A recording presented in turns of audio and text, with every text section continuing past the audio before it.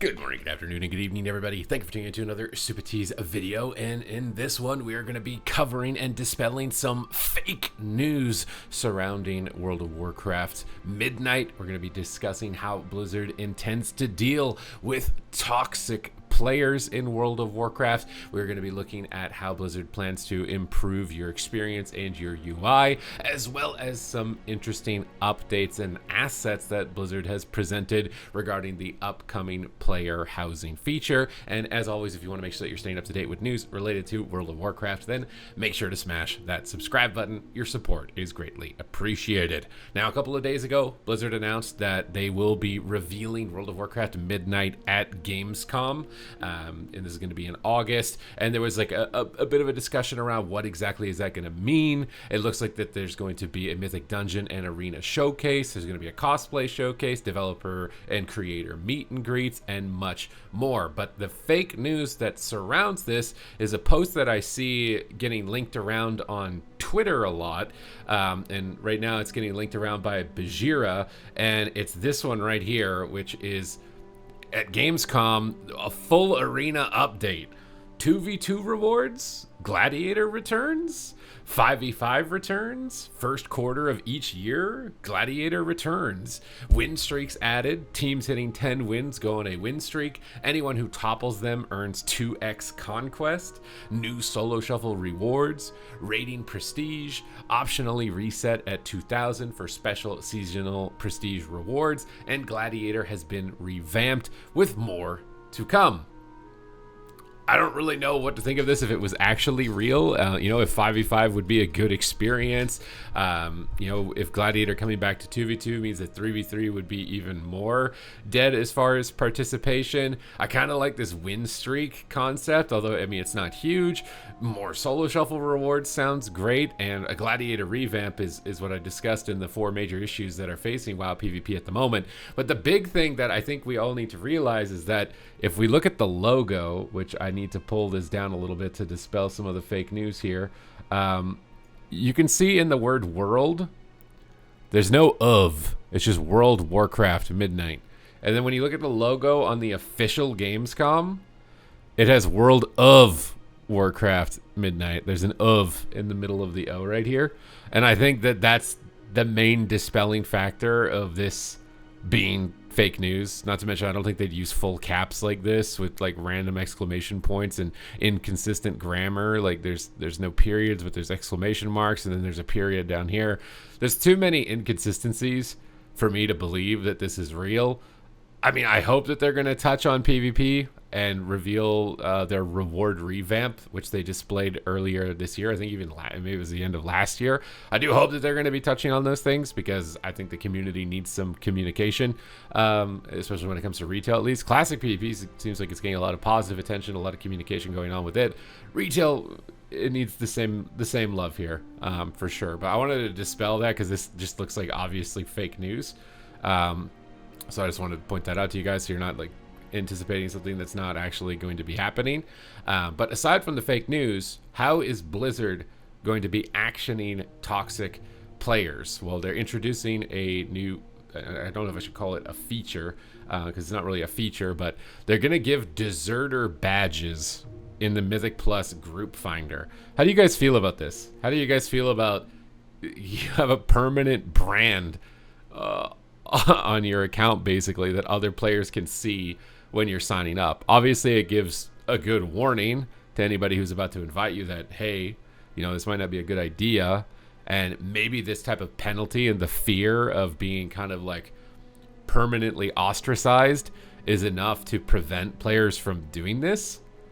Maybe that's the case. I don't think that this would work for solo shuffle leavers, because solo shuffle is automated in nature by its queue, right? It's not like the LFG process where it's players decide who gets invited and they can see these and decide that. The solo shuffle queue is not going to make that type of assessment when it's generating the queue. But do you think that this is like going too far? Do you think this is, is this exerting, too much control over the community, or is this necessary? Is this actually going to result in something good moving into the future? Because I think for a lot of players in the game, right, main complaints have been toxicity, levers, cheaters, right? Like all of these types. Basically, this has been a significant issue for a long time, and it hasn't really gone with significant change, right? It's just kind of still lingers there. There's not much move. They talk about adding in warnings with this. You can also abandon your key as well. And I think the deserter badge is the main one. So I'm curious to see how this plays out. Should you get one of these if you're queuing 3v3 and someone leaves after the first loss? So you get a deserter badge. Like, you have to play at least a certain amount of games unless the team agrees to disband.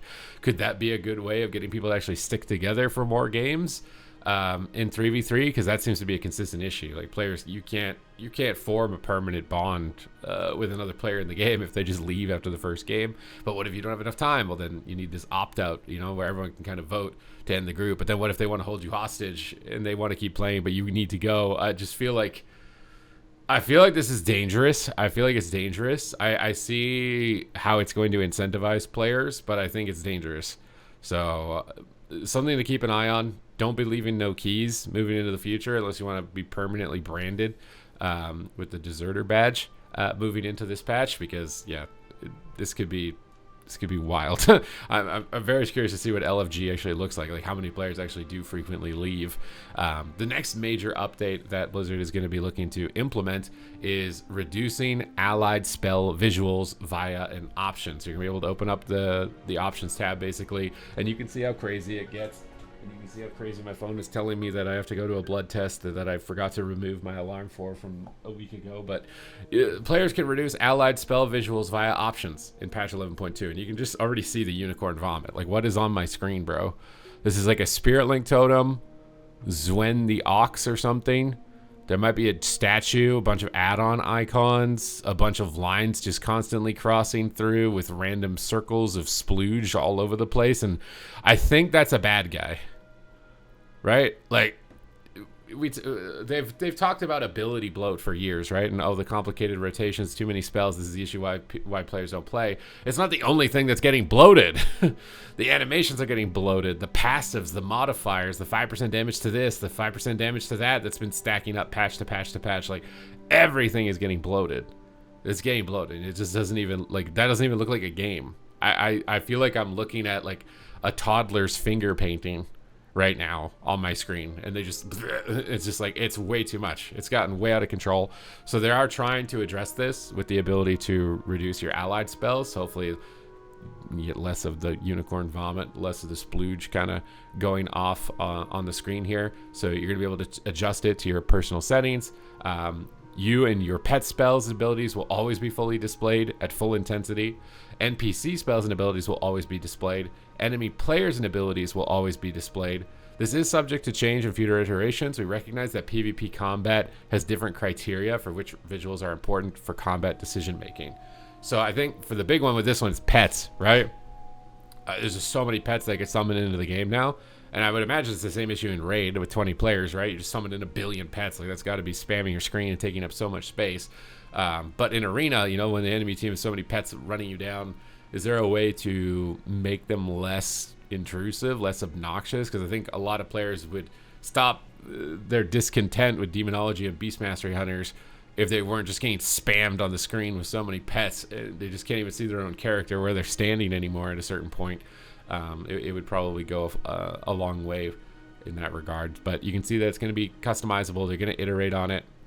This is actually available on the PTR, so I might give this a go. I'm going to be doing some deep dive testing as well on more specific specs that are getting updates. I think Shadow Priest and Death Knight are definitely going to be the ones who are going to be uploading videos for here. So if you want to make sure you're staying up to date with those changes to see if they look enticing for you to possibly switch your class or stick to your class, because I know a lot of you Death Knights have probably given up by now, to make sure to hit the subscribe button. And finally, the final portion of this video is that there have been housing assets that have been data mined. And the first one that jumps off the page is the noodle cart.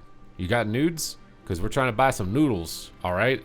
Apparently you're going to have a noodle cart in your house, so if you want to invite everybody over for dinner, you can cook them up some noodles with this Mists of Pandaria style transmog, which is really cool. And there's a bunch of themes for this update. So there's Pandaren, obviously. So they've based it on the race choices available in World of Warcraft with different types of tables and likely stools. You can add goblin cosmetics. So if you want to fully deck your house in a goblin aesthetic, this is totally going to be an option for you. I kind of doubt that you're going to be able to use cross-faction aesthetic. I also wonder if you're only going to be able to use the aesthetic available to your race, like heritage armor, or if these are going to be, you know, cross-usable. You've got Taurens as well. I hope that we'll be able to get some totems with this, but right now it's just a chest with totems on it. Okay, there's at least some totems. And then drums as well. So, and a canoe apparently. I don't know if it's going to be actually usable or if it's just going to sit on the wall somewhere. It would be cool if you could build like a little pool in the back and jump in the canoe or something like that. Night Elf bookshelves with scrolls. Honestly, maybe not the best like Night Elf cosmetic that they could have showcased on this, but I guess these are data mined, right? So these are probably and likely all subject to change, and in reality could not even actually go live as they are.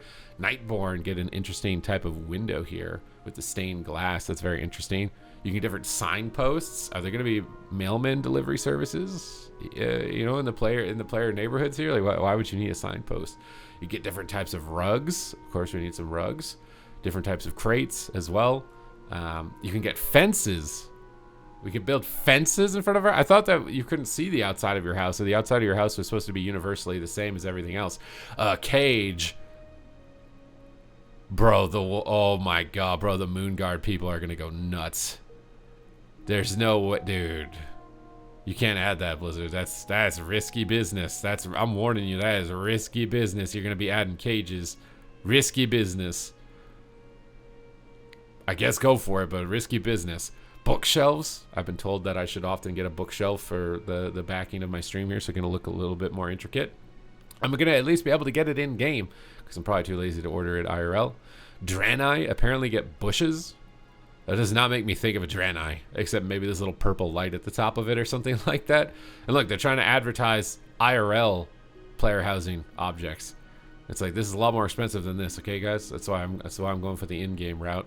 Zandalari masks, likely that you'll be able to mount on the walls. So it does seem like their first focus is going to be really heavy. Oh, this is actually based on zones as well, like barracks and Mechagon. But they do have intents on making it so you can customize your house directly to the aesthetic that you want of your racial choice, which is cool. Different piles of books, telescopes, tons of unique options right here. Different heads. Oh my god.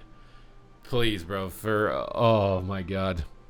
I'm really hoping there's some PvP unique cosmetics like trophies or something that you can put up along the wall, because I really feel like the house should be like this flex, you know, you're showing off your accomplishments in the game. It's like a physical, well, it's not really physical, but a virtual representation, a virtual physical representation of your accomplishments that you can share with other players or just kind of sit and revel in yourself. I think that's going to be very important as far as driving content towards it and having players consistently going back to their player housing. But that's basically it for this update. Just wanted to dispel some fake news, reveal some of their plans and what's going on for the future, as well as some cool and unique features. So I hope you guys enjoyed the video and the discussion. Thank you guys very much for watching, and I will see you in the next one.